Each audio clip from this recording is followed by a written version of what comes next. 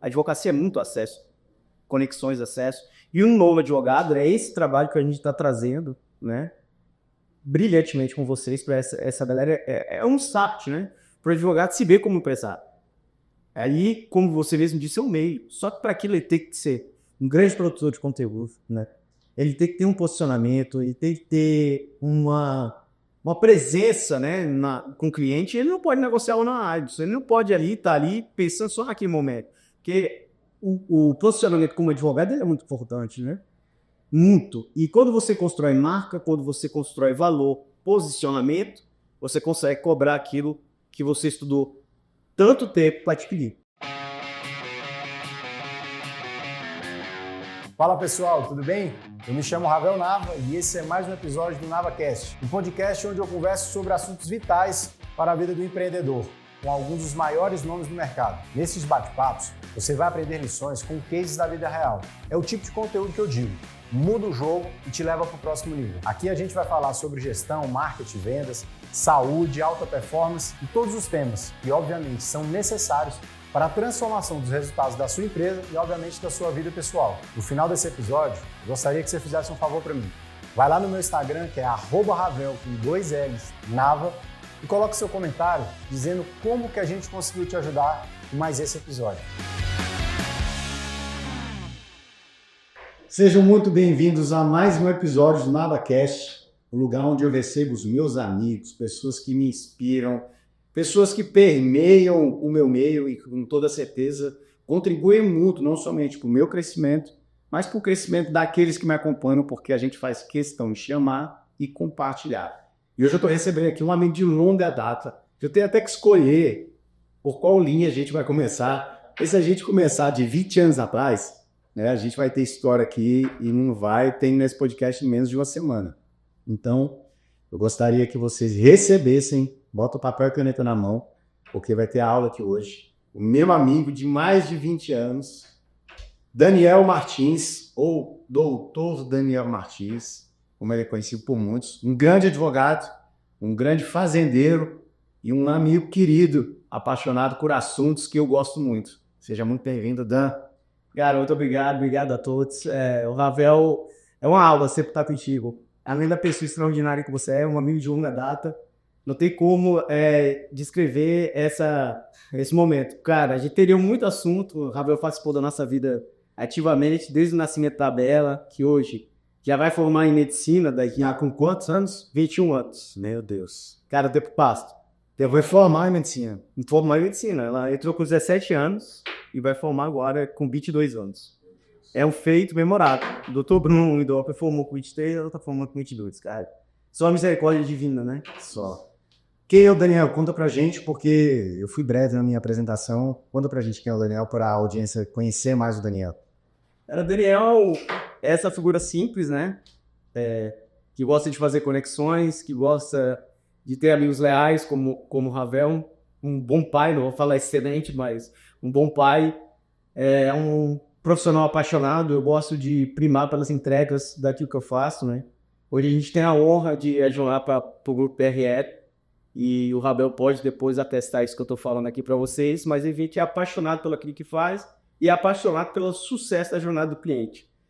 Grande fazendeiro é uma bondade do Rafael, na verdade a gente tem fazenda, a gente também é apaixonado pelo gado, pelo agro, porque eu acho que agro é vida, né? E a gente continua empreendendo e não se cansando de descobrir outros mercados para que a gente consiga trilhar essa jornada, que é uma jornada de aço, né? Uma jornada difícil, empreender. Aqui no Brasil você é um super-herói, na verdade você é um idol, né? É isso mesmo. Dan, a gente poderia conversar aqui por vários assuntos, né? Mas é interessante que eu falei isso, estava gravando antes com a Bruna, né? E eu falei que para mim foi muito importante, muito satisfatório ver a bomba crescer, né? Porque eu falei para ela, quando ela entrou no Iron há menos de um ano, ela multiplicou o faturamento dela por 5. Então eu falo que ver essa trajetória dela foi muito prazeroso para mim, né? E aí eu olho para ti, né? Não tem um ano que eu te acompanho, né? Sim, tem, dá 20 e poucos anos, né? Eu lembro lá atrás, né? Eu já conheci, já falei isso com você outras vezes. quando você e a Priscila, né, havia duas crianças, né, e a Priscila engravidou, e, cara, aquilo foi um escândalo, né, para a sociedade, né, aquela coisa toda, vocês tinham uma visibilidade grande, né, e como é que foi? Garoto, você, pai, eu quero começar por aí, conta pra mim. Cara, em quantos anos você tava? Eu tava com 19 e Priscila com 17 anos. Foi assim, na verdade 16 para 17, era. Esse cara, na verdade a gente é improvável, né? Dos nossos amigos ali de Taguatinga, só sobrou gente, né? Eu poderia citar alguns aqui, mas acho que não é o momento, mas sobrou gente. Você veio depois com o André, então não tá nesse ranking, né? Eu acredito muito na misericórdia divina, né? Eu acredito que Deus transforma as situações, né? Às vezes aquela situação que não é tão boa, Deus pode trazer algo extraordinário em cima dela, né? Isabela foi algo extraordinário. Mesmo sendo improvável, mudando a rota, né? Porque lá em casa a gente vem, todo mundo lá fez direito, mas focado no funcionalismo público, né? Então, eu tenho 3 tios do TJ, são assessores de gabinete, eu tenho um tio que é coronel, então a gente eu não pensava em empreender até então, né? Na verdade, eu pensava em fazer direito e estudar, mas a minha rota ela foi mudada, né? Naquele momento, porque agregada a ela vem responsabilidade, vem desafios, vem contas a pagar, né? E todo mundo acha que foi fácil por ser uma família de visibilidade, mas não foi. A jornada é muito pessoal. Você tem um staff, às vezes você tem uma ajuda ali, mas você não tem essa facilidade casado de imediato. E já estava encomendado, né, nada, e aí não dá, né? E assim, foi um desafio muito grande, né? Você tá ali com um menino pequeno, você tem que estudar, você tem que trabalhar, você tem que pensar em um monte de coisas de uma maneira que você não tinha se preparado para aquilo, né? Na verdade, a minha vida, ela tinha sido bem preparada ali pela minha mãe. O que eu ia ser, como ia estudar, tantos anos, qual posição social ia estar, qual concurso eu ia ocupar. E tinha o desafio ainda maior, porque eu tinha um irmão pequeno. Ou seja, eu fui pai com 15 anos, eu fui pai do meu irmão, né? Meu pai já não estava mais conosco, então eu tive que trabalhar. Eu passei uma prova fora do estado, não pude ir. Cara, foi muito engraçado, né? Mas você abre mão, às vezes, momentaneamente, de um sonho por valores maiores, né? Como você tem algo a colher no futuro em relação ao quê? E, na verdade, essa responsabilidade, vamos dizer assim, prematura, ela tem inúmeras obrigações, tem os seus ônus da idade, mas ela também traz muitos benefícios que você só vai ver no longo prazo, né? Porque aí você tinha irmãos de 15 anos que você já tinha, teoricamente, a função de pai. E aí você agora era pai, né? Porque gerou, né, realmente ali a Bela. Sim. Organizar a cabeça, terminar os estudos. Cara, isso é um desafio medonho, né? Mas que hoje, com certeza, você colhe isso, né? Sim.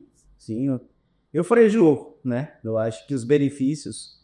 a jornada não foi fácil, mas assim, quando você tem fé, você acredita em Deus, eu creio que Deus pode mudar as situações. E isso não vai tirar o seu trabalho, vai agregar você mais ônus, porque você pula etapas. Quando a gente pula etapa, você inevitavelmente tem um ônus a mais a carregar, mas o benefício, cara, é assim inacreditável. Ver o sorriso. Eu sei que fui fã de ser pai, né? Eu acho que é uma das missões fantásticas. E ser pai é participar. Ser pai é ser amigo, é ser... Você instruir, pro judeu não tem essa fase de menino, adolescente, pré-adolescente, adolescente. Não, o judeu é menino e homem. Isso. É 2 fases, né? Sim, acredito que você viveu como judeu. Será o sonho de menino para homem e ponto final, porque você casou, né? Vocês já estão quantos anos de casado? 22 anos de casado, né? Tu tá com quantos anos agora? 42. Pai, que 2, casou com 20 anos de idade. Se eu tivesse conhecido a André antes, eu teria casado também. Mas tu foi tudo programado, né? Deus deu todas as fases. Você me deu todas as fases, você aproveitou bem quando jovem. Eu acho que você é um exemplo de sucesso, de trajetória. Você é um cara muito organizado, né? Você segue muito também a escola estoica, né? Que tu gosta muito. É interessante você falar isso, porque assim, eu hoje, com o nível de maturidade que eu tô, né, que já é bem melhor do que há 10 anos atrás, mas eu gosto muito de fazer reflexões de entender para onde que eu tenho que corrigir minha rota, né? Cara, na minha vida pessoal, quais são as correções que eu preciso como ser humano? O estoicismo me trouxe muito essa lucidez, né? De buscar ser analítico mesmo, né? Então, cara, minhas finanças, como que eu faço para tomar decisões mais assertivas? Na minha vida, como na parte da saúde, do esporte, como que eu faço essas análises constantemente para olhar e corrigir a rota, né? E eu olho lá atrás e eu falo assim, que a vida, Deus vai fazer as coisas muito certas, porque eu tive esses estados de, cara, eu preciso corrigir a rota, não é isso que eu quero para mim, acho que isso vai me levar para esse nível, né? Isso não vai me fazer chegar onde eu quero chegar, como que eu faço para fazer isso? Então essa ideia do conhecimento, né? Esse track record que você vai adquirindo, vai te facilitando a tomada de decisões mais assertivas, né? As pessoas falam muito, né, na hora da contratação, você formar pessoas ali, você trazer pessoas que têm soft skills, hard skills, mas tem uma terceira via aqui que é humans skills, né? Que são as skills que você tem que agir como ser humano. E ela só tem um jeito de se mover, que é vivendo. Eu acho interessante dessa escola, que eu acho que você pratica bem, é o equilíbrio, né? A harmonização do ser humano com a sociedade, com a natureza. E essa escola é fantástica, que tudo é baseado no conhecimento.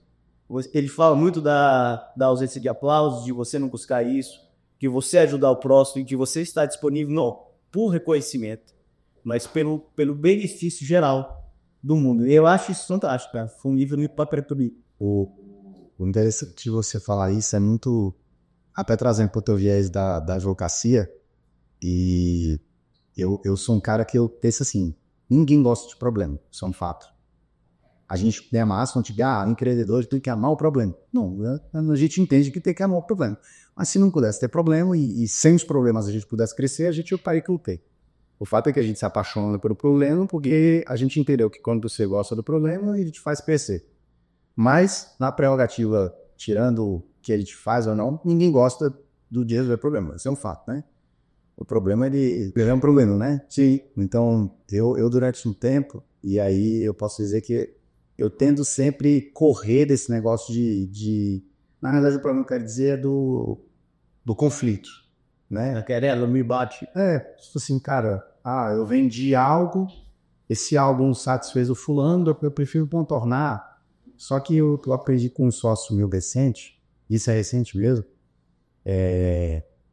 até porque eu dei passos, empresarialmente falando, nos últimos 5 anos, muito largos, né? Eu me vejo dessa forma. E você chega num ponto que você não consegue mais agradar todo mundo.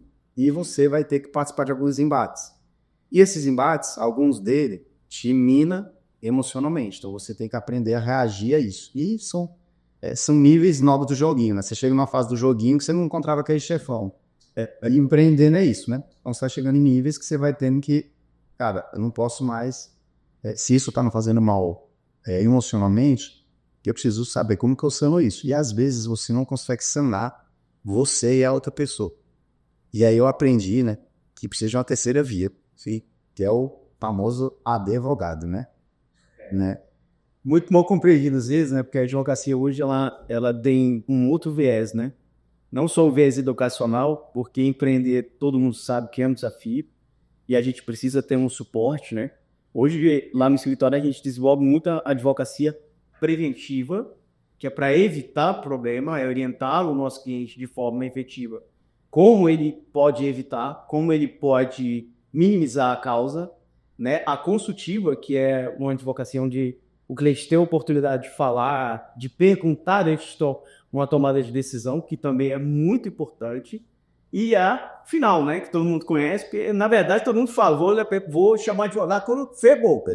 Ele aperta o botão e pronto. Ontem eu estava treinando e eu estava pensando exatamente isso. Que muita gente, eu sei que eu tive a grata oportunidade de conhecer muitos empresários ao longo da minha jornada. Eu acho que isso é um privilégio de Deus mesmo, de Deus para minha vida. Porque mesmo lá atrás, eu com 20 e poucos anos de idade, sem ter tido grandes feitos, eu conseguia sentar na mesa com gente muito competente. Então, isso é um privilégio que eu tenho na minha jornada. E eu sempre ouvi desses caras muito grandes que é o seguinte, né? O doutor Genésio fala muito isso. Tenha sempre um bom advogado e um bom contador do seu lado. É onde ela vai isso. Só que durante um tempo, eu entendi que para o advogado pagar ele mensalmente ali é uma despesa boba. Era assim, não, eu contrato quando surgir uma ocorrência, né? E hoje, né, a gente tem essa parceria com a DRS, né, que a gente tem advocacia constante, né? Do dia 1º até o dia 30, eu conto com o time de vocês. Perfeito. E aí ontem treinando eu falo isso. Cara, se eu pudesse falar para todos os empresários, eu ia dizer, se você quiser ficar grande, caminha com um bom advogado solar. Só que às vezes a gente olha isso como um custo, né? Que não é um investimento, não como investimento. Na verdade, é um investimento que melhor se paga, porque é uma prevenção, né? E essa prevenção, às vezes o empresário que precisa sofrer uma grande porrada para ir acreditar que aquilo se faz necessário. Então hoje eu não consigo acreditar, de verdade mesmo, fundo no coração, sem jabá aqui, quando vocês fazem jabá, mas que se você quiser ficar grande, aí novamente, e você precisa liberar a sua mente, sabe? Continuar no estratégico, fazendo a sua empresa crescer, você precisa jogar essa parte preventiva e abaixo da merda que já deu, né? Na mão de especialista, porque se você ficar focado nisso, você é paralisado pelo problema e a empresa para de funcionar. Então eu tenho que ter realmente um time de especialistas no lado, porque é realmente literal, é um braço de apoio de crescimento da tua empresa. E eu acredito que esse é o papel do advogado, né? Para ajudar você a escolher os melhores caminhos. É um conselheiro externo, né? Você tem essa possibilidade, como conselheiro externo, de tomar decisão com um conselho assertivo. Porque ele quer ver você crescer, ele não quer que você seja lesado, que você escorregue em alguma situação que você não domina, né?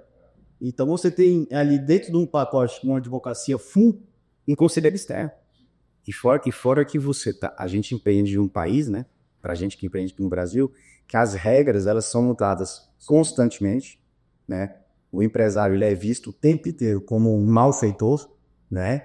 É o cara que emprega, é o cara que paga imposto, é o cara que faz a planta tocar, mas não. Ele é sempre tido como, pelo menos é o que tem como construir na cabeça das pessoas.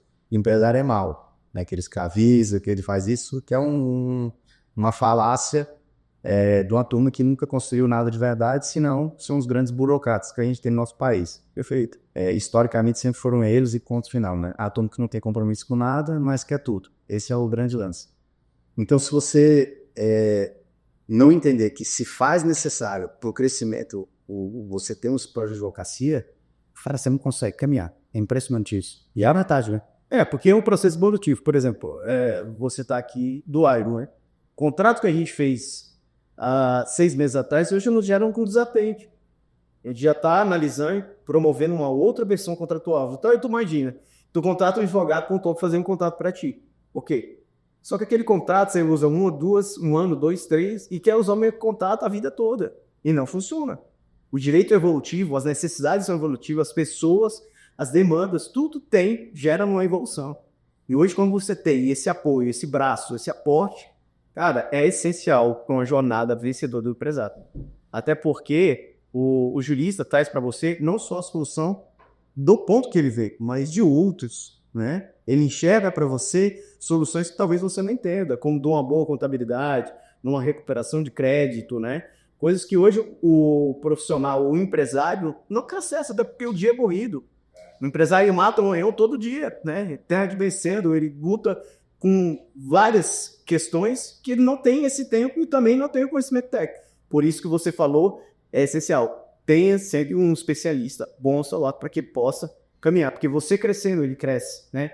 A gente tem uma visão equivocada do empresário, porque a gente pensa, nossa, é ruim ter muitos bilionários. Não, um país que tem muitos bilionários, uma escada vai descendo. Ele tem muitos milionários, tem muitos ricos e tem muita classe média e a pobreza vai diminuindo. É desse jeito que funciona. Aí, aqui é pregado ao contrário, né? A gente não quer ter os bilionários aqui no Brasil. Não, pelo contrário. Quanto maior a geração de renda, de valor e de dinheiro, a gente vai conseguir diminuir proporcionalmente a desigualdade social. Talvez esse não perde bem. Não, isso na verdade não é nenhuma filosofia de vida, é uma tese comprovada, né?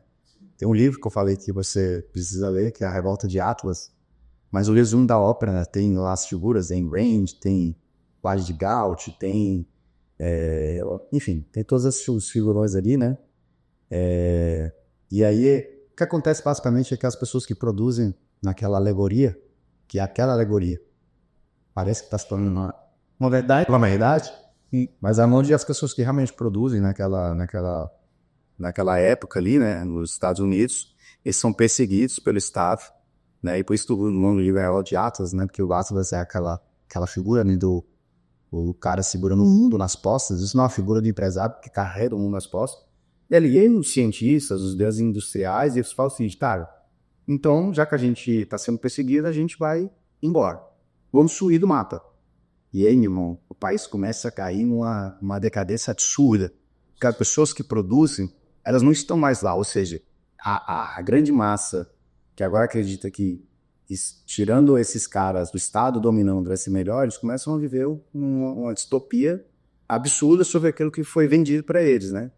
E é muito isso. Né? Se a gente coloca os empresários numa posição que ele perde tesão de empreender, onde ele o tempo todo está levando porrada, chega no ponto que ele fala, velho, eu produzi que é suficiente para mim, vou parar de produzir. O som já não é que nem é da melhor filosofia, fala que, cara, isso para baixo vai ter um custo muito alto, né? Eu estava agora em Fortaleza, num hotel muito bom, um hotel boutique, e aquele hotel, ele chegou na região, eu estava naquela região Cumbuco, né? Que está super desenvolvendo contra do kitesurf, os gringos gostam muito para velejar e tal, venta o tempo inteiro, né? E aí, aquela região foi uma região que, segundo o guia, muitos portugueses chegaram, os caras tomaram de conta ali, né? Criaram aqueles resorts todos, por aí adiante. E aí, está dizendo o seguinte, que mais do que a siderúrgica que tem lá perto, a rede hoteleira que foi construída lá e pega muito mais do que essa siderúrgica. Ou seja, são pessoas que são capacitadas, têm que aprender a falar outro idioma. Então, o desenvolvimento é absurdo. Pensa comigo. O cara pegou uma pessoa que, teoricamente, tinha um subemprego e falou, agora eu vou ensinar um treinamento para você ser recepcionista aqui. Imagina que nível cultural que essa pessoa agora ela vai atingir quando ela volta para casa dela. É uma casa simples. Só que agora ela volta com outros costumes e com uma outra visão de mundo. O que ela repassa para os filhos dela não vai ser a mesma coisa que ela repassava se ela não tivesse com subemprego. Então, existem valores que são intangíveis da qualificação e do desenvolvimento que a gente não consegue perceber. Então, é um trabalho social que o empresário faz, só que não é considerado. Sem reconhecimento nenhum. E também sem nenhuma garantia. Sim, né? Esse é o mais louco da vida, né? Eu tive com um empresário recentemente, e uma história, enfim, triste, mas, enfim, ele empreendeu durante 30 anos, uma grande empresa. No auge, eles chegaram a ter 1.600 funcionários. Enfim, fizeram um movimento errado, sucessão, enfim, não foi legal o que aconteceu. E eles faliram o negócio. E 30 e poucos anos empreendendo, faturando milhões, algumas dezenas de milhões de reais, né? Enfim. E ele falou, cara, eu cheguei, na idade que cheguei, construí um certo patrimônio na minha física, né, obviamente. Poderia ter feito muito mais. Mas hoje o reconhecimento que eu tenho quando eu saio na rua é de um cara falido. Né? É absurdo, né? E eu, durante 30 e poucos anos, gerei muitos empregos.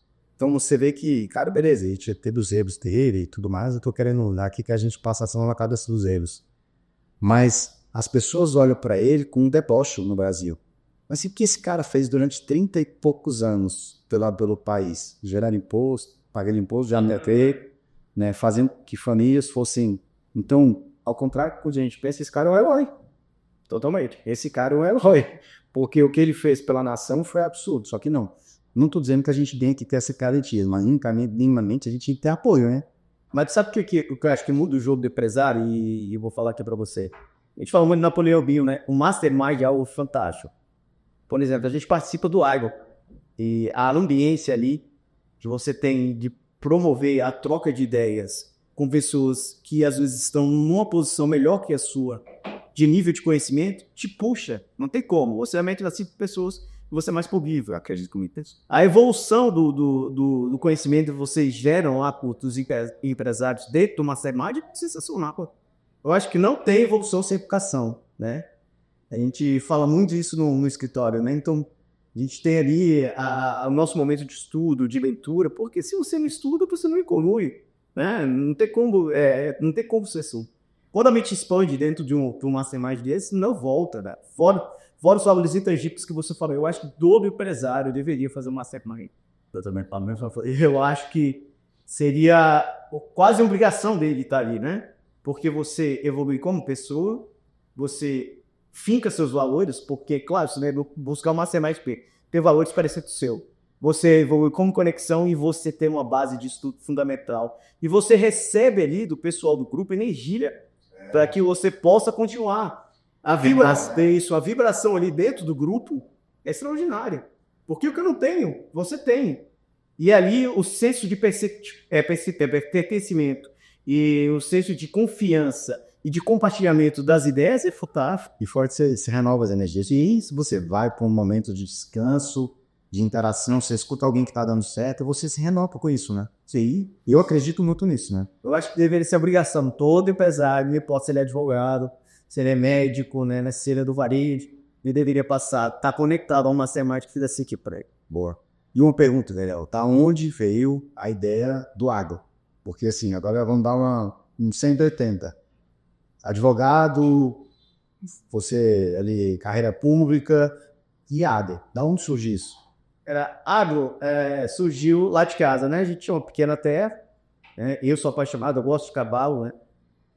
Participei de alguns vaquejados e eu escutei uma vez, só te cortando, que cavalo é uma excelente forma de você se tornar milionário. Já ouvesse? Não, mas com certeza, assim, ó. Você quer se tornar um milionário? Compra cavalo, porque aí você é bi e você fica ni.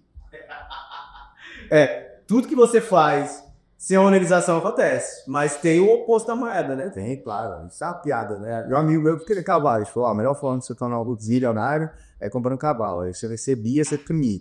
O meu mesmo custa 2 mil por mês, mas eu monetizo. Mas é um hobby e é um ativo, né? É o atribo, né? Mas volta de onde veio o ADA. Então, a gente tinha uma terra, né? Totalmente isso, no tempo pequeno. A gente também ainda continua pequeno, mas a gente vai agregando, né?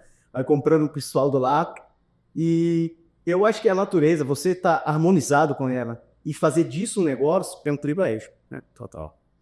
No nosso caso, a gente cria gado, né? A gente não planta. Os contadores bilionários, aí se joga em outro cenário. Mas a gente vem vivendo um desrespeito ao agro, né? Nesses últimos anos. Créditos altos, uma situação, no meu caso, da arroba, tecido de horário no solo. Então, assim, a gente vive em um momento difícil, mas, aliado a isso, a gente tem o prazer de estar mexendo com o gado. Cara, não tem coisa nos prazeres quando você bota um boizão lá no brete de 22 arroba e vai fazer uma pesagem, vai fazer uma vacina, você tá junto lá no veterinário, cara, a parte não gosta, né?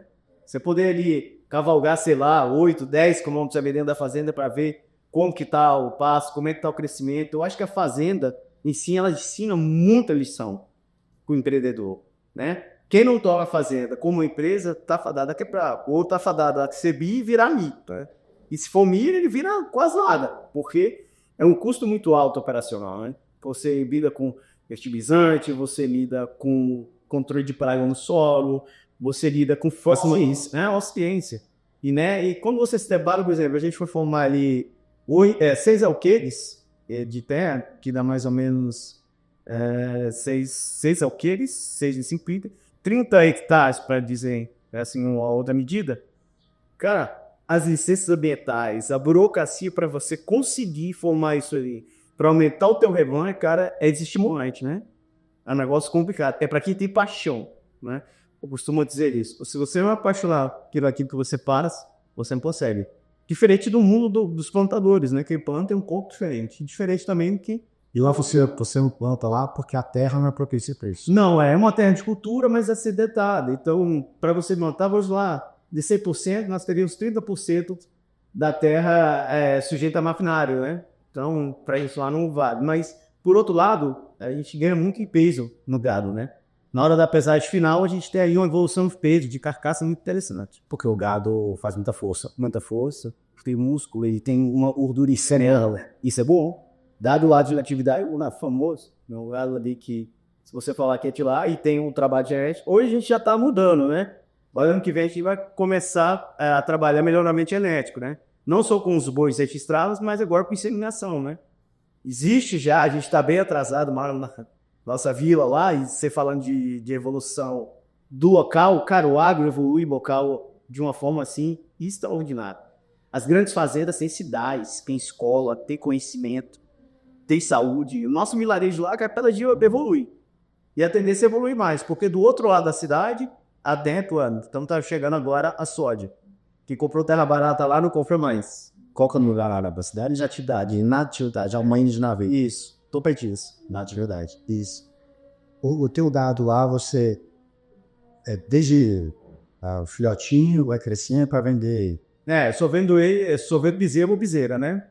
Nosso projeto, por enquanto, é isso. Né? Futuramente, a gente vai ter com a inseminação.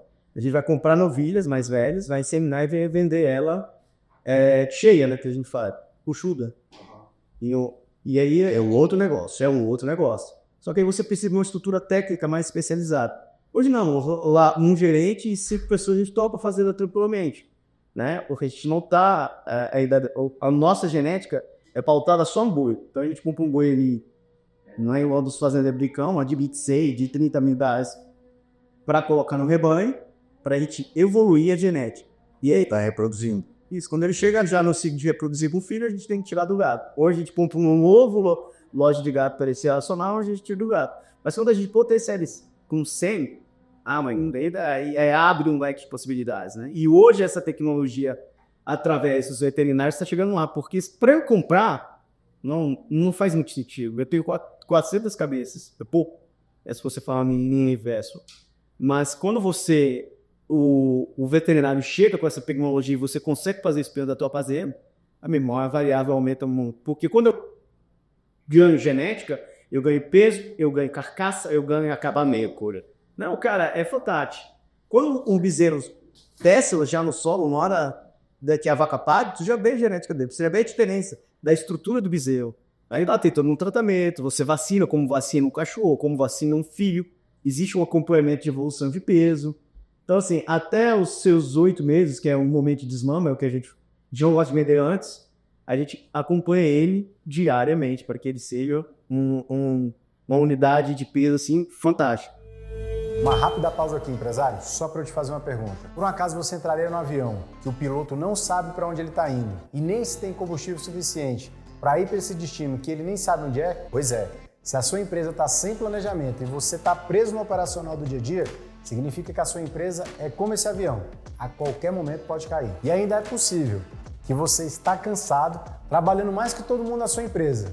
Ou seja, você não é empresário, você é um empresariário. Mas para te ajudar, a gente criou o Infusão 4.0, uma imersão de 3 dias, presencial, 100% focada em soluções para que o seu negócio cresça e te dê lucro. No Infusão 4.0, nós vamos te apresentar ferramentas e metodologias de forma prática sobre gestão, marketing e vendas. Ferramentas essas que façam sentido realmente para o seu negócio. São aulas criadas de empresário para empresário, um material didático impresso para você poder levar para casa e revisitar sempre que necessário, livros digitais para sua leitura e acesso ao nosso portal com diversos temas sobre gestão. E claro, um network poderoso, onde você vai poder fazer conexões e relacionamento com outros grandes empresários. Quer saber mais? Acesse infusão4.0.com.br. Esse business do agro, por exemplo, o teu, tem que ter um exímio controle de fluxo de caixa, né? Sim. Porque você está dizendo aí que com 8 meses, com não sei quanto tempo, aí vende. Então, a maneira como você controla o fluxo aí vai dizer muito se o negócio tem longevidade ou não, né? Sim, é igual o pessoal que estava com o pessoal da Terran, que agrônomo vende herbicida. A gente paga o nosso fluxo ali e espera 8 meses para retirado dali. Você vai, a gente está fazendo de 2 formas. A gente está fazendo 2 momentos, né? Um lote para parir no meio do ano, um lote para parir no fim do ano. Ainda não conseguimos com uma precisão muito grande, porque a gente lida com boi. Quando a inseminação vier, o controle do fluxo de caixa melhora, porque tu tem que suplementar na seca, na hora que a água chega, começou a chover agora. Você ainda com uma suplementação de reprodução, para você ter uma taxa de conversão maior. Cara, é uma ciência, mas é muito bacana, né? Você às vezes está lá, você pegar no gado, você ter aquela experiência. Então, que tua mãe tocava, porque com 15 anos você estava sendo teu pai. Ou tua mãe tocava já? Não, eu ficou lá em Nerd Parado. Tinha os familiares que usavam, mas ficou sucateado, né? Com quantos anos você começou a tocar mesmo o negócio? Lá, foi 32 anos, 33 anos a gente começou. Que aí a gente foi fazer o famoso puxadinho, né? Com um pedacinho aqui, com um pedacinho ali, vai agregando, vai transformando a terra, né? Para chegar a ter uma rentabilidade e pegar aquele boom. Onde a gente está, a gente não pegou o boom da valorização. Eu costumo dizer que ainda. Mas tá perto, daqui 3, 4 anos a gente tem um boom, né? Aí o alqueire hoje lá, na minha terra, valeu 80 mil, mas a gente quer ir 150, 160 mil reais. E tem como chegar isso para hoje? Tem como chegar. Evolução lá e o progresso desse valor do alqueire, mas sim, né? A gente não passou aí nesse momento lá na nossa região. Na verdade, você está em 2 negócios que são negócios, mas não tem gente que não consegue ver como negócio. Sim. Eu falo porque o advogado, ele às vezes não se vê como empresário, ele se vê como um advogado, né? Então, o escritório não tem uma rotina de captar novos clientes, de fazer upsell, de manter o sucesso do cliente. Tu já tem uma outra visão. E tem às vezes o cara que está na fazenda, ele vê ali mais como um meio de sobrevivência, vamos dizer assim. Às vezes o cara está tão terra grande, mas não consegue com um negócio, fluxo de caixa, o cara não consegue, está muito alavancado. Tem muito isso, né?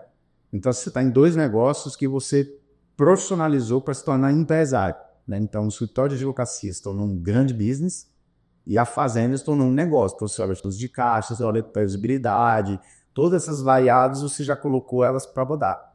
Mas como que faz, né, para tocar 2 negócios que são completamente opostos no teu dia a dia? Qual é a rotina que você tem para tocar esses 2 negócios? Foi algo interessante sobre especialistas, né? Então, lá na fazenda a gente tem um especialista apaixonado pelo local. Trabalhou com meu bairro. Então, facilitou um pouco essa jornada da fazenda, né? Ele é um veterinário apaixonado pela terra, pelo gado, pelo trato com o animal. Então, para a gente ali, a parte operacional de tocar o negócio é simples, é mais simples. Agora a parte gerencial já é mais difícil, né? É da gente fazer a previsibilidade de caixa, custo anual da fazenda, as reformas que a gente precisa fazer, por exemplo, a gente está expandindo o curral, trazer um outro brejo. Então, assim, são custos que você tem que tirar ali dentro do processo ali da venda do bezerro, né? E procurando sempre agregar genética para agregar mais valor e gerar esse gatilho na hora da venda, né? Porque a venda ainda é muito feita ali, o curral. Você acredita ali o seu bezerro, o cara olha assim, pô, genética massa, às vezes leva o material, às vezes não. Papo, faz o Pix, a gente verificou o Pix, libera o caminhão. E em relação ao escritório, que tem sido muito interessante para a gente, como empresário, essa questão do mastermind, né? Volto a falar.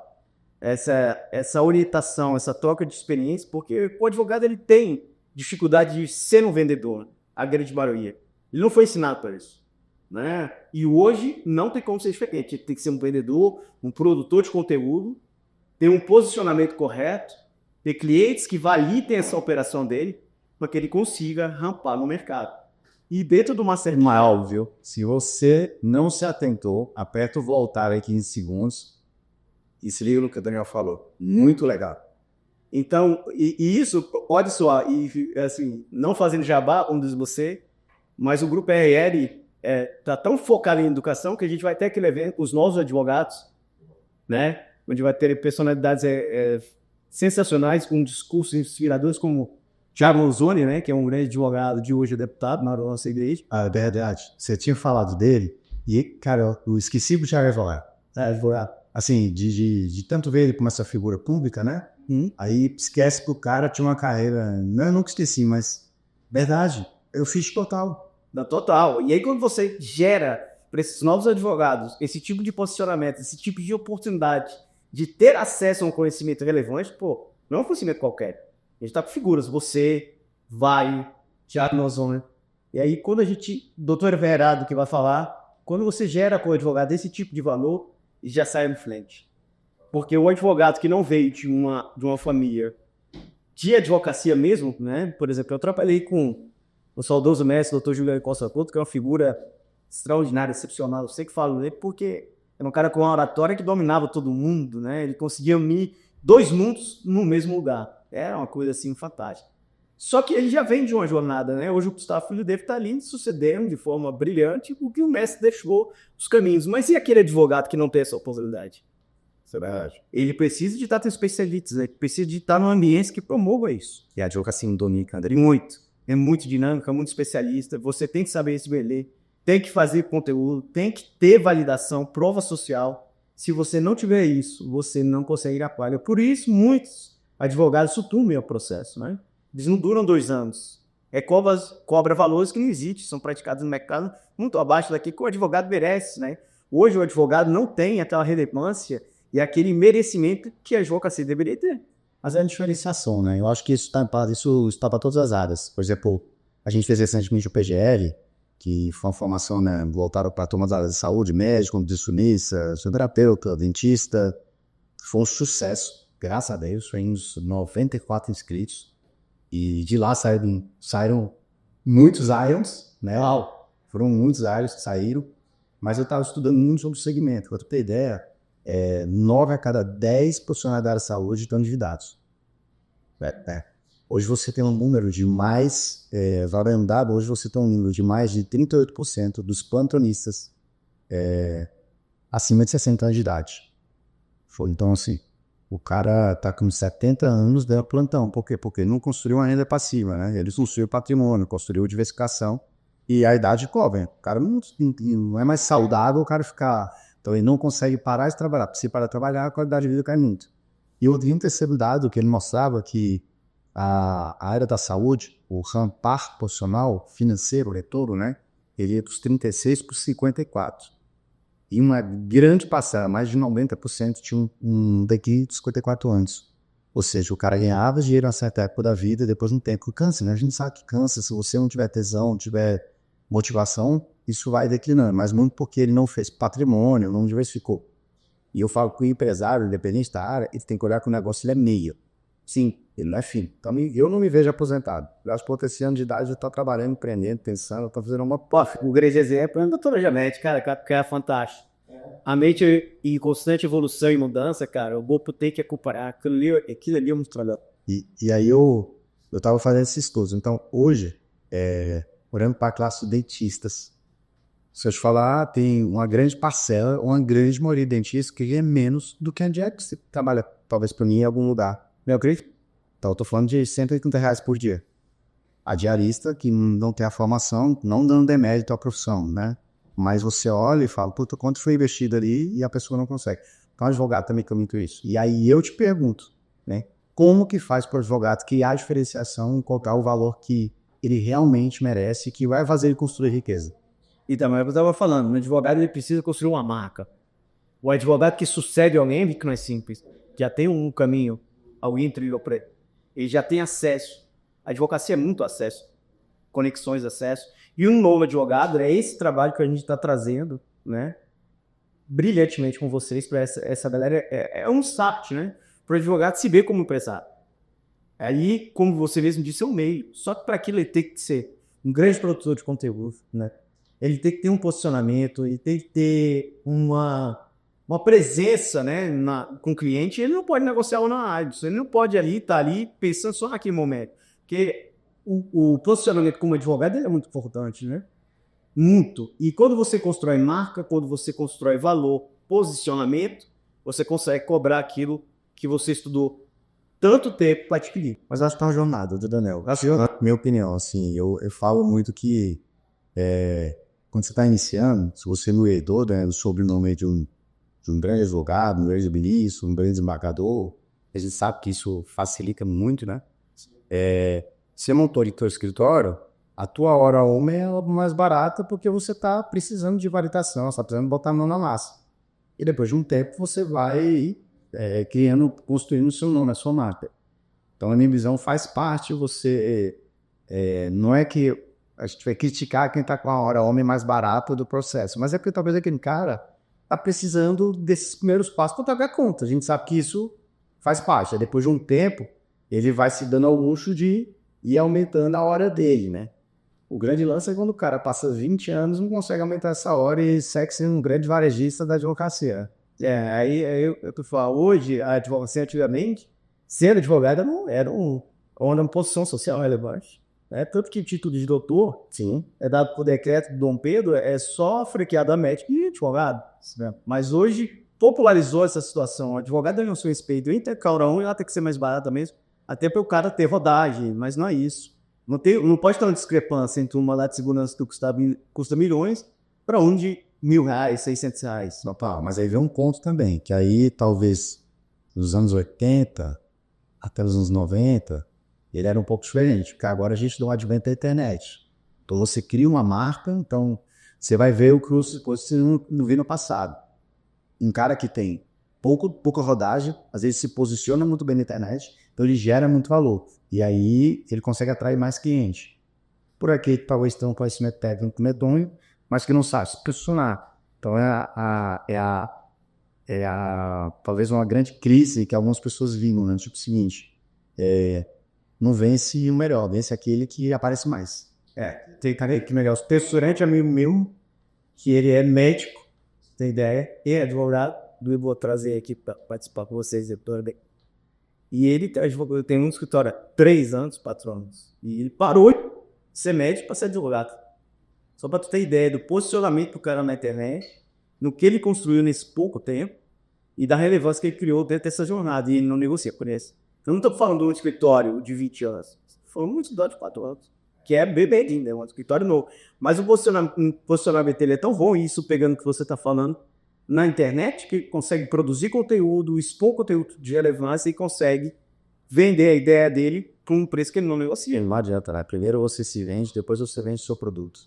As pessoas vão ali ouvir quem está falando, às vezes nem o que está sendo falado. Tem um Reels meu, que eu falo super advogado, né? Ele está batendo 1 milhão de views. Tem uma certa polêmica por trás, que para mim não tem nenhuma polêmica, uma grande verdade. E eu vejo que as pessoas elas têm dificuldade para a verdade. Porque não é que a verdade dói. Ter a verdade conta isso aqui é um golpe, é do golpe. Não tem outra coisa além disso. E a gente tem dificuldade porque isso às vezes não soa tão bem pra gente. Mas eu digo o seguinte, quando eu vejo que o advogado, ele tem que estar num bom terno, ele tem que ter um bom relógio, um bom sapato, que isso gera valor pra ele. Aí então, ele não. O cara é advogado inteligente, o cara é advogado que ganha. Mas antes de você conhecer a pessoa, você antes vê a imagem do advogado, ele se vende, né? Isso não é só jogar, isso é tudo, né? Eu falo muito da Six, da nossa academia. Cara, você vai na Six, pra você ter ideia, a gente tinha a oportunidade de botar em alguns lugares pedra, que não é pedra, a pedra original, a pedra natural. Você não era uma pedra, não é nem plástico, vou botar uma pedra que é uma pedra que imita, né? Só que o meu cliente, ele é um cara que na casa dele ele tem a pedra original. Então por que ele vai sair da casa dele que tem uma pedra original e colocar no lugar com o negócio na minha boca? Não faz sentido nenhum. Então, por que a gente investiu tanto na arquitetura da valeria, no mobiliário? Por que a gente vê com tudo isso? Porque o meu cliente, ele tem percepção de valor também nisso. Mas a academia, eu não vou emagrecer mais, ficar mais forte se a pedra for natural. Não, coisa, mas a percepção de valor está em tudo isso. E assim vai com o advogado que está bem vestido, para o advogado que tem uma fala muito boa. Primeiro você se vende, depois você vende o produto, né? E nós somos seres visuais, não adianta. Sabe o que a gente tem quebrado com essa advocacia consultiva e preventiva? O cliente, né? Um grande cliente da BRL aqui, mas o cliente ele percebe valor na advocacia só quando a gente faz o complemento do êxito. Imagina, a gente tinha para recuperar uma dívida lá de 300 e tantos mil reais.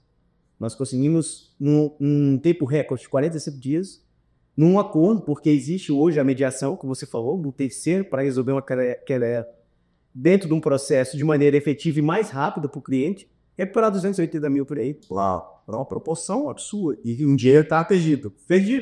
Um dado que a gente não quis pagar, né? Ele deixa toda uma ação de cobrança no meio do processo.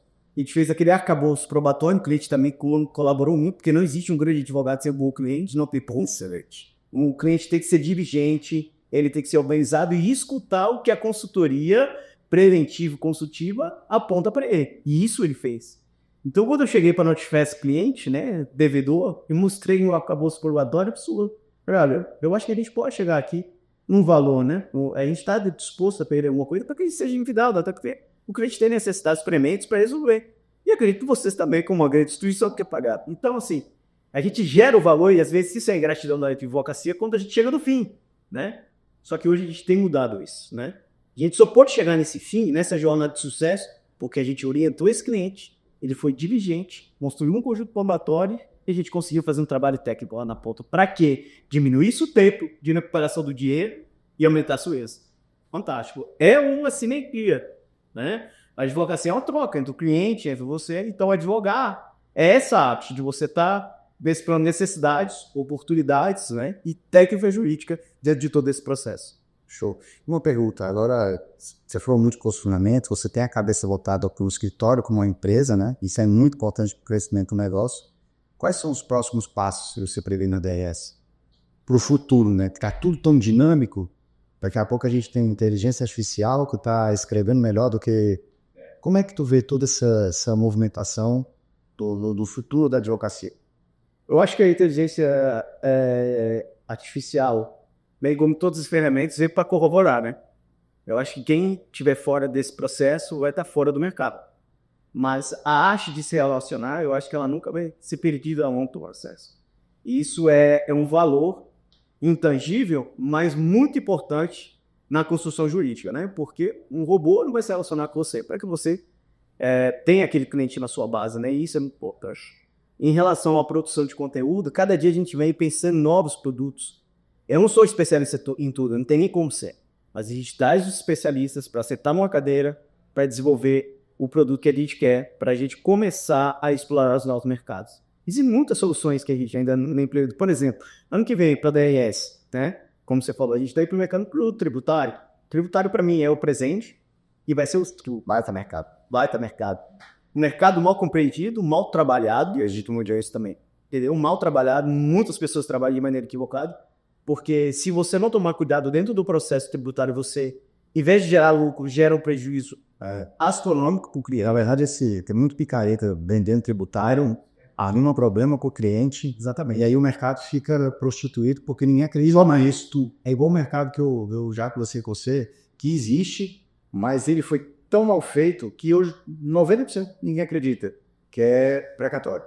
Sim. É outro também, que é nebuloso, né?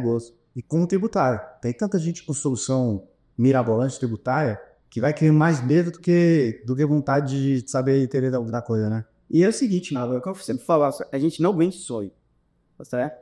Eu quero deitar, eu tenho um menino de 2 anos, preciso ver ele crescer, você tem uma filha de 21 e tem um bebê de 2 anos, cara, fantástico. Aquilo ali, um sorriso daquele não tem preço, pô. Eu quero deitar e ter a ciência que eu fiz o melhor para as pessoas dentro do meu processo jurídico, para que eles entendam que aquele ali tem um valor, né? Total. E para você deixar um legado, né? Para você deixar, acho que muito importante as pessoas terem um legado. Você tem uma figura paterna para você falar, poxa, meu pai é isso, meu pai é honesto, meu pai é dedicado, o meu pai é aquele cara que trabalha, meu pai é aquele cara que prevê, aquele que projeta e aquele cara que, com misericórdia divina, porque sem ela a gente não consegue nada disso, é aquele cara que executa e chega no final. A determinação é uma coisa muito imperiosa e a resiliência ela é junto com ela, né? A gente não tiver a determinação e a resiliência para vencer e um projeto bem só, isso sucumbe. Como eu te falei, não adianta o advogado falar, eu faço tudo, ele não faz. Ele pode ter uma advocacia full, que é o nosso objetivo para o futuro, como você falou. Algumas cadeiras que a gente entende que é o presente e futuro do mercado jurídico, como o tributário é uma, ter especialista para colaborar conosco dentro dessa jornada. Até porque o tributário pluga no empresarial, que pluga diretamente com a figura do Daniel. Então, a nossa visão de mercado em relação a futuro presente é isso, trabalhar um tributário, uma auditoria contábil, patrimonial, um planejamento contábil, patrimonial e tributário dentro do processo do empresário, porque daí você cuida dele de uma forma total. E para isso, no lugar dentro da nossa estrutura, especialistas sérios que comungam dos mesmos valores. Não adianta você trabalhar por alguém que não comunga o teu valor. Eu não jogo na nebulosa. Não jogo mesmo, né? É igual eu falo para todo mundo. Cara, se tem uma regra, é para ser cumprida. Igual a gente estava discutindo lá, um dia desse lá no escritório, eu falei, gente, eu não faço. Se eu perceber que alguma coisa cinza, para mim não interessa. E outro mercado interessante que a gente ia, mas não teve braço e vai voltar, é leilão, né? Que é outro mercado mal compreendido. As pessoas, às vezes, vendem que são especialistas, mas não entendem do processo. Um cliente nosso, bem famoso, a Talks, comprou uma casa agora. Não pediu essa consultoria e a gente está tendo um problema grande para tirar a pessoa, comprou um design absurdo. Casa vale 350 mil, comprou por 100. Mas a dor de cabeça também é grande, né? E vai empatar. Já tem um tempo. Tá quase isso. Você falou, mas quando acabar o processo, vai estar assim. Mas você perguntou pra gente se você deveria comprar isso? Não perguntou. Então, às vezes a pessoa tem acesso e não faz. E é um mercado que a gente quer plugar dentro da nossa estudo. A gente tem um parceiro imobiliário muito grande que aponta as oportunidades, porque a gente não é especialista desse mercado, e nem vamos ser. E a gente vender isso, fazer grupos com empresários da nossa base, ou empresários do nosso relacionamento, para que a gente consiga também levar soluções viáveis, né? Porque é um mercado que muita gente também não acredita muito. Show. E são esses dores que a gente está vendo já para o ano que vem, trabalhando esses braços aí, plugados ao empresarial. Porque, cara, eu entendo que empresarial aqui no Brasil é um negócio extraordinário. Eu sou fã dos empresários. Eu acho que eles são realmente quem move toda essa marca. E precisa de suporte. E quebrar paradigma, né? Como você falou. Paradigma é o seguinte, eu só chamo meu advogado na hora que deu merda. Não é assim. Eu chamo meu advogado para ele me orientar, para ele prever o que pode ser. Um advogado é um consultor externo de modo que ele possa alinhar para você o caminho. E às vezes o empresário, você sabe, quer correr com o risco. Mas é um risco calculado. Na verdade, o empresário ele não quer, ele tem que correr isso. É essa filosofia de que, cara, marcar muito fato não faz gol Maria. Se você quiser grandes ganhos, tem que assumir risco. Tem que se apaixonar por risco, né? Me fizeram uma pergunta, eu fui num podcast com um convidado, e a pergunta foi, né? Que o Rabel falaria pro Rabel de 10 anos atrás. Eu acho essa pergunta fantástica. E eu falei, cara, corra mais risco. Corra mais risco, porque mais do que você corre, cara, eu vou te falar que eu durante um tempo, né, você conhece bem a minha história, mas acho que durante um período, quando eu quebrei, eu fiquei muito assustado com o cenário que se construiu ali, né? E eu quebrei e tinha 2 meninos já. Desafiador. E a autoestima do cara fica ruim, né? O cara fica meio sem saber o que fazer, é horrível. E aí você não foca na solução, porque você tá tão abalado, você fica focando só nos problemas. Que a única forma de você sair disso mas até nisso Deus é perfeito, porque hoje eu enxergo um problema como uma maneira de que eu preciso buscar uma solução para resolver ele. Não existe problema que não tenha solução. Eu acredito plenamente nisso. Por 2 motivos. Eu acredito realmente que tem como, se você criou o problema, você é bom o suficiente para arrumar. E o segundo ponto é que existe a misericórdia de Deus. Esse é o âmbito da fé, né? Que vai se resolver. Tirando, obviamente, os problemas de saúde, que são aqueles que você não controla, né? Sim, eu penso nisso.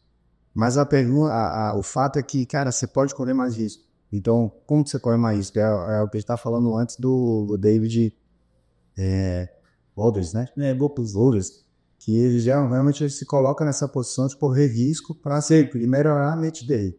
E o empresário é a mesma coisa. Então tem muita gente, às vezes, que olha para o negócio, eu vou falar, por exemplo, agora o Infusão Experience. Cara, é um evento de uma grandeza de mais de R$1,5 milhão. Então, uau, pra gente, é um evento que a gente coloca o dinheiro na frente, né, para lá na frente saber o que vai acontecer. Obviamente tem uma previsibilidade, tem uma estratégia para fazer ele virar. Só que a gente tinha a opção também, Daniel, de não fazer esse evento e seguir como a gente faz, né, como a gente fez, né. Ontem nós comemoramos dia 22 do mês, nós faturamos ontem com 22 dias do mês, mais do que a gente faturou no primeiro ano de empresa. Bom, legal, em 22 dias a gente vendeu mais do que vendeu no primeiro ano de empresa. E a gente poderia seguir agora nesse finalzinho de ano uma estratégia bem menos arrojada, mas a gente falou, cara, a gente sabe onde a gente quer chegar, quando eu vou meter o pé no acelerador, e a gente vai correr um pouquinho mais de risco, talvez distribuir menos dividendos por conta do prazo, mas obviamente isso vai... Se tiver que cortar, corta nos acionistas, né? E aí lá na frente a gente vai lograr êxito com o que vai acontecer na frente. Mas essa vontade de correr risco também a história de que, cara, só se vive uma vez, né? Então tem que viver pelo menos decentemente aqui embaixo. Né? Tem muitas pessoas que nem vivem, então só passam por aqui. Todos os homens vão morrer, mas nem todos os homens vivem. Uau, isso é sensacional, o corte aí, perfeito já. É muito isso que eu acredito. Então o empresário ele tem que tomar. Então como é que eu pôr o bispo? Eu não sou um doido, né? Tem aquela frase que ele fala assim, tá com medo? Vai comer, não cuidado. Não vai não. Porque se você não sabe nadar e vai fazer uma travessia, você vai morrer afogado. Então, tá com medo? Procure um especialista para você diminuir, minimizar, mitigar o risco e poder saber como é que você corre risco. Então, quando eu tomo a decisão de correr risco, eu vou andando aqui com o advogado do meu lado, eu vou andando com o especialista do meu lado, para eu saber, na hora que começar a afogar, aonde comentar, né? Então, tá com medo? Procure um especialista, escuta as pessoas. Eu precisei tomar uma decisão agora, de um negócio que a gente está fazendo, eu escutei 3 pessoas, melhor, 3 pessoas diferentes, que já passaram pelo que eu passei, porque eu queria entender como que eles fizeram onde eles estavam nesse momento, como eles pivotaram nisso. Então, eu vou buscar o conselheiro, até porque na multidão de conselheiros, sabedoria, mora sabedoria. Então, se eu quero tomar risco, cara, eu preciso minimamente me aconselhar. Então, essa é a grande vantagem de você andar acompanhado. Eu vou fazer uma pergunta para você, eu sei que você que sobe aqui o podcast, mas Não, que eu mais papo. esta não. Nesse cenário hoje atual, né, econômico, governamental, o Ravel, né, como empresa, como CPF, como pessoa e como instituição, aceleraria, arriscaria ou seria mais comedido nesse momento?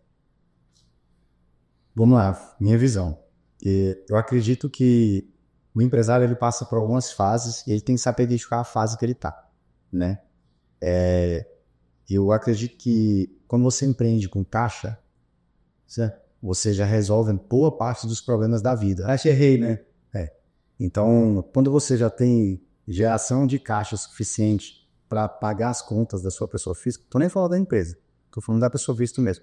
Você já gera uma renda suficiente, seja de aluguel, de outros negócios, você já tem distribuição de dividendo, que você resolva a sua pessoa física, você já garante ali as condições mínimas para a tua família, você já fica mais confortável para tomar risco. Então, hoje o Ravel construiu um arcabouço que permite ele correr um pouco mais de risco, né? Mas eu também estou numa fase que eu quero construir mais patrimônio, quero construir mais riqueza dentro do que eu faço. Então, o momento que eu me encontro eu tenho um tesão absurdo pelo que eu faço, né? Enxergo o oceano azul e eu só tenho 2 situações. Para o meu mercado, o mercado de educação, bom, nós temos um dado atualmente, do dado atual no Brasil, que fecham 4 textos por minuto. De oração? Não, hoje é nada, mas... Então, nós somos uma máquina de criar CNPJ, mas uma máquina de fechar CNPJ. Matar, de matar. Então, eu penso o seguinte, existe uma oportunidade de mercado para o que eu faço, que é de educar mais empresas, porque a gente sabe que o risco é iminente. Então, se os empresários querem se preparar, ele tem um produto para ajudar eles a se prepararem.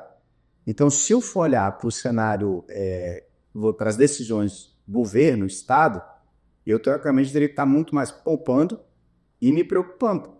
Mas eu não acredito muito nisso. Aí é o modelo como eu penso. Então, muita gente faz reserva para a crise, né? Que outros viam oportunidade nela, né? E assim, eu acho que é um pensamento merda. Porque então quer dizer que você está se preparando para qualquer hora a crise chegar. E eu acredito que a gente tem sim que se preparar, que a gente tem que criar esse arcabouço mínimo para não passar as certas necessidades.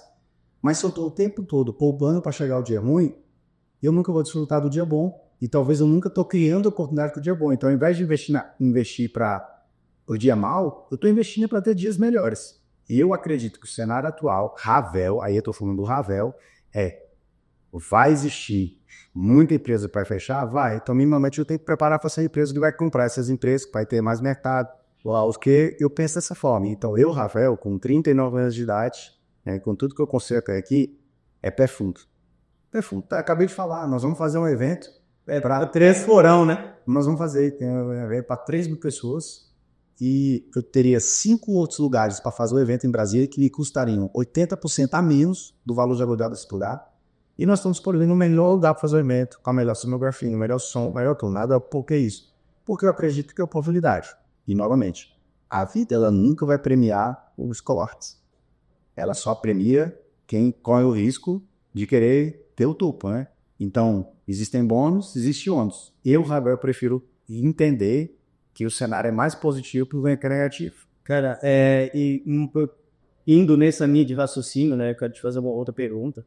Eu me lembro uma vez que a gente já estava discutindo, porque a gente tem verdade de cliente, empresa, que uma grande sacada da advocacia contra-consultiva para você foi no contrato aqui do espaço da BRL aqui embaixo, que a gente mudou a cláusula de sublocação, eu acho. Eu acho que aquilo ali mudou o jogo do espaço, né? Porque você, como empreendedor, como um grande vendedor, porque, cara, você é um dos melhores. Vender é contigo mesmo. Vender, tu e a Priscila, não te desconheço. Priscila Megatreu. Então, figura. E aí, a advocacia consultiva sua pode abrir os seus olhos para um momento que às vezes passa desapercebido para você como empresário de uma oportunidade. E para a gente ali, como advogado, é rentabilíssimo a gente ver o que a gente gerou com o cliente com resultado financeiro extraordinário. Então, baseado nisso, o que mudou nessa jornada? Como a mim não tem 20 anos, mais de 20, mas como empresa DRS e BRL, o que a DRS agregou para a gente? Como é que foi essa jornada? Como é que está sendo? Eu vejo o seguinte, né? Aquilo que eu falei no início. Quando você quer crescer, às vezes você não sabe quais são os elementos necessários para o crescimento. E o empresário acredita que o crescimento dele, o investimento onde ele deve fazer, às vezes é um novo ponto comercial, é trazer mais gente, capacitar, tudo isso é investimento. E existem investimentos que, teoricamente, eles não surtem resultado de imediato. E a boa advocacia, quando ela caminha do seu lado, é aquele investimento silencioso. Porque você vai ver o resultado dele, talvez de médio e longo prazo. E aí você cresce, olha para trás, e nem sempre você consegue ser grato pela advocacia. Verdade. Mas qual que é o grande ganho que eu vejo com a parceria com a DRS? É a segurança. Porque você conseguir caminhar tomando boas decisões te deixa muito mais confiante de saber o que você está fazendo. Então, por exemplo, a da sublocação, cara, eu já tinha intenção, na verdade, quando a gente construiu nosso espaço de evento, era pra gente. A gente não teria lugar pra ninguém, porque, deixa, não é. E aí, a ideia de, cara, vamos lugar bom, mas se lá atrás não tivesse tido essa cláusula, hoje eu não poderia alugar. Se sublocar, né? Se. Então, o ganho, ele é intangível, porque hoje a gente tem evento, por exemplo, hoje a gente está gravando aqui numa quarta-feira. Quinta, sexta e sábado tá mudado já o espaço. Show de bola. Uma renda significativa. A gente criou um negócio que hoje rende múltiplos serviços pra gente. Perfeito. Então, são ganhos intangíveis. Respondendo a pergunta se você quiser caminhar num ambiente seguro, né, a lei da fé, é bom que você tenha um bom escritório, né? E a DRS está aqui para isso. Graças para isso. De bola. Fantástico. Não, esse reconhecimento é importante, que eu queria. A gente, como escritório, como advogado, a gente quer desse resultado da empresa. Mais para o escritório, né? A figura do Daniel. Tu é um cara muito. Você é crítico, como você mesmo faz. Você é um cara que gosta de coisa boa e você preza que o seu cliente é isso. Eu falo que você entrega até mais do que o combinado, né? Você tem isso com você, né? Sim. Talvez eu falo isso porque eu conheço por trás, né? A gente fez evento aqui anteontem, né? Uma imersão. E nessa imersão a gente, enfim, vendemos um outro produto lá dentro, da ST. E aí uma pessoa virou para mim e falou assim, cara, nem certeza que esse produto é para mim. Eu falei assim, amigo, deixa eu te falar uma coisa. Talvez se eu te falar qualquer coisa aqui, nada mais vai soar do que eu querendo te vender. Mas, rapaz, eu tenho muita confiança no que eu faço e eu jamais ia te botar uma fria. Só que se eu te falar isso aqui, nada mais vai soar do que um bom pitch de vendas, né? E aí, conhecendo o Daniel de 20 anos atrás, eu sei por que você faz por trás, tem um arcabouço de caráter. Legal. Isso é muito importante. Então, assim, eu vejo que você transcende isso com o que você faz, né? Você é parecido comigo, né? A André fala que o mau medo que eu tenho é de alguém falar mal de mim, né? E talvez essa virada de chave que eu for para o Vinícius e, cara, não tem como ninguém falar mal de você. Você vai ter que conviver com isso. Então, ter um parceiro, você sabe que tem valores alinhados com você, te traz tranquilidade. Essa é a missão do Daniel como advogado, do Daniel parceiro e do Daniel como escritor que faz negócio. Eu acho dizer, Daniel, a gente dá uma máxima aqui no NovaCast, a gente fala o seguinte, imagina que essa tua mensagem agora, ela vai chegar nos 4 cantos do mundo, vai aparecer na televisão, no Instagram, no TikTok, no LinkedIn, no WhatsApp de todo mundo, vai estar nos frontlight, né? Tudo tem. Qual é a mensagem que o Daniel quer deixar para o mundo? Cara, a mensagem que eu quero deixar é uma mensagem de valor. seja over-delivery, porque a lei do retorno, ela é real. Então, quando você entrega, às vezes você não tem um reconhecimento de imediato. Porém, o universo vai te devolver aqui.